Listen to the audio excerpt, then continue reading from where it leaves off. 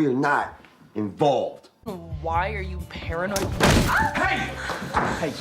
হলিউডে জনপ্রিয় সিরিজ ইউফোরিয়াতে ফে চরিত্রে অভিনয় করে বিশ্বজুড়ে পরিচিতি পেয়েছেন মার্কিন অভিনেত্রী ক্লোয়ে চেরি। তবে এই সাফল্যের পেছনে রয়েছে সংগ্রাম, সামাজিক ট্যাবু আর নিজেকে নতুন করে গড়ে তোলার এক দীর্ঘ পথ চলা। 1997 সালে পেনসিলভানিয়ায় জন্ম ক্লোয়ের। মাত্র 18 বছর বয়সে চরম আর্থিক সংকটের কারণে তিনি প্রাপ্তবয়স্কদের চলচ্চিত্র শিল্পে কাজ শুরু করেন।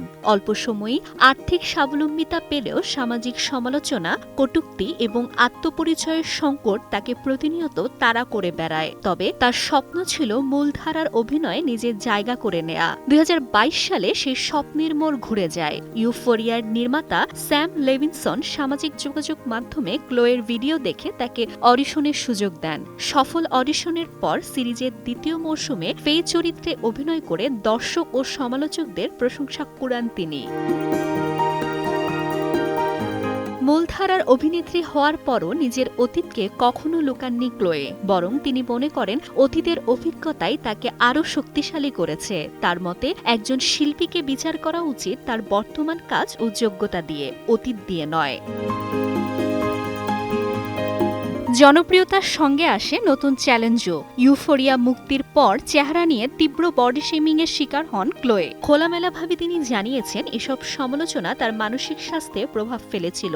একই সঙ্গে খাদ্যাভ্যাসজনিত মানসিক সমস্যা, উদ্বেগ ও আত্মবিশ্বাসের সংকট নিয়েও প্রকাশ্যে কথা বলে সচেতনতা তৈরির চেষ্টা করেছেন তিনি।